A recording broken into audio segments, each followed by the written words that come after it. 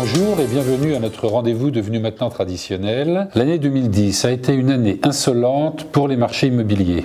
Nous l'avions annoncé lors de notre dernier rendez-vous au mois de novembre dernier et cela s'est réalisé. Le marché immobilier n'a pas suivi le contexte économique de reprise un peu molle après la crise des années 2008-2009, il l'a largement dépassé. Être propriétaire de sa résidence principale ou d'un logement locatif garde toujours tout son sens alors que les autres placements sont actuellement aléatoires et peu rémunérateurs. Les loyers sont chers, les ménages cherchent de la sécurité.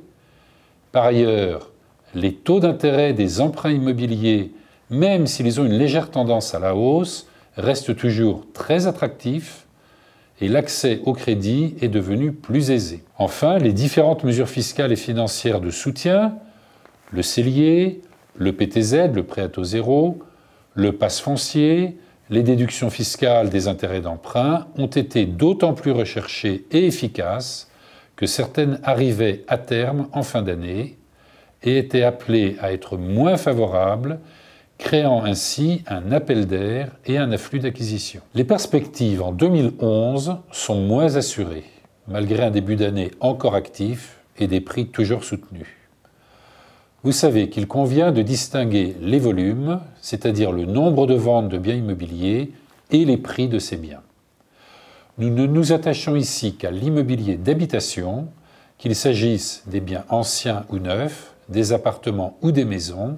Ce sont des biens qui intéressent le plus grand nombre, c'est-à-dire que nous n'analysons pas le marché des biens dits d'activité, les bureaux, les boutiques, les hôtels, les entrepôts ou les biens industriels.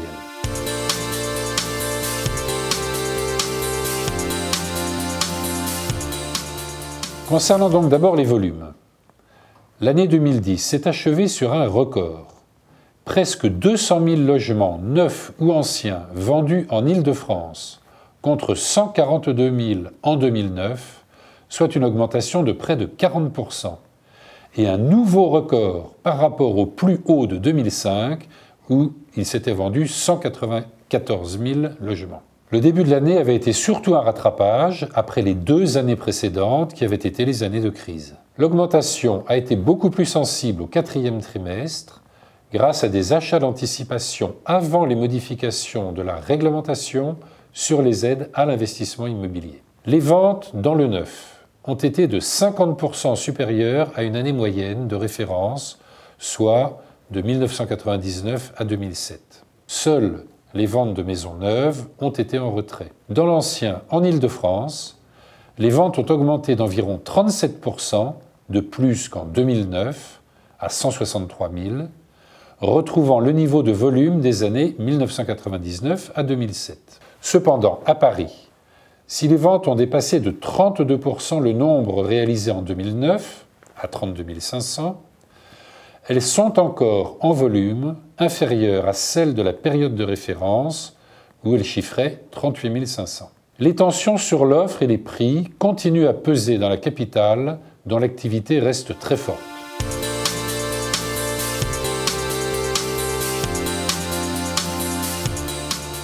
Concernant maintenant les prix, une fois encore, l'offre de logement n'a pas répondu à la demande.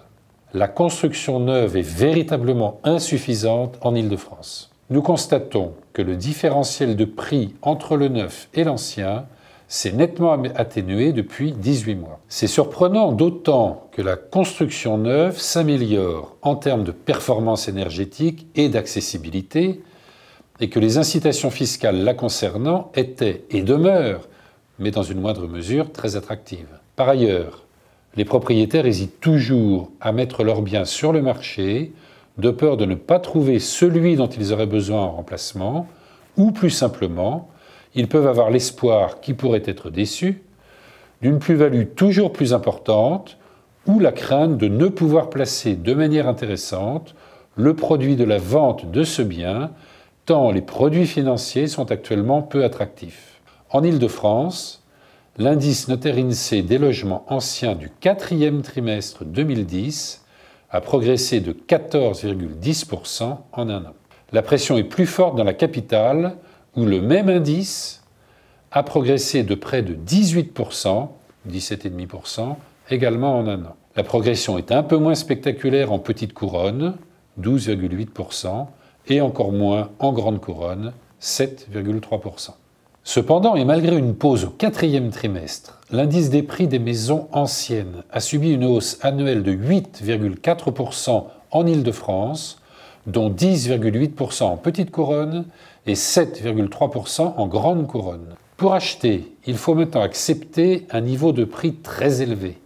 5 000 € du mètre carré en moyenne dans l'ancien en Île-de-France et se rapprochant de 7 500 € du mètre carré en moyenne dans Paris. Les ventes qui sont bridées dans Paris par suite du manque de biens mis en vente et l'attractivité permanente de la capitale sont les facteurs d'augmentation des prix vers des sommets. Ils mettent les familles de plus en plus en incapacité de s'y installer ou d'y accéder en dehors du secteur locatif aidé qui manque également de produits.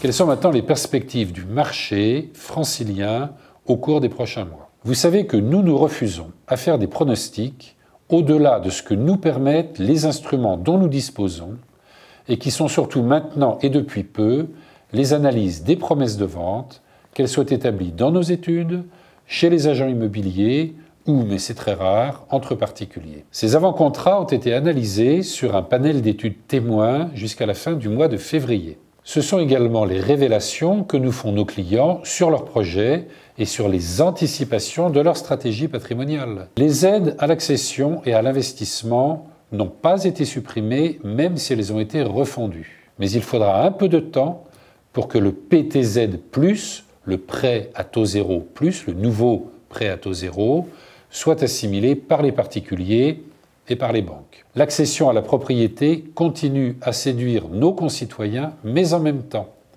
les taux d'intérêt des emprunts immobiliers tendent à se durcir un peu. La conjoncture politique mondiale, incertaine et inquiétante, peut avoir des répercussions sur les données économiques. La solvabilité des ménages atteint des limites de plus en plus difficiles à dépasser. Les niveaux de prix sont déconnectés de l'évolution des revenus, ce qui fragilise la valeur refuge de référence qui est devenue l'immobilier, surtout à Paris et en région parisienne. La progression prévisible des taux obligataires à 10 ans qui déterminent les taux des emprunts immobiliers, l'instabilité fiscale et budgétaire qui engendre l'instabilité du marché immobilier, l'approche de la période électorale qui ralentit toujours les investissements, tout cela laisse à penser que l'activité immobilière pourrait rester soutenue au début de cette année, puis aller vers un apaisement progressif du marché qui pourrait devenir plus équilibré, notamment par un accroissement de l'offre de la part de propriétaires dont les espoirs de gains deviendraient plus raisonnables. C'est en tout cas tout le bien que le notariat francilien peut souhaiter à ce marché.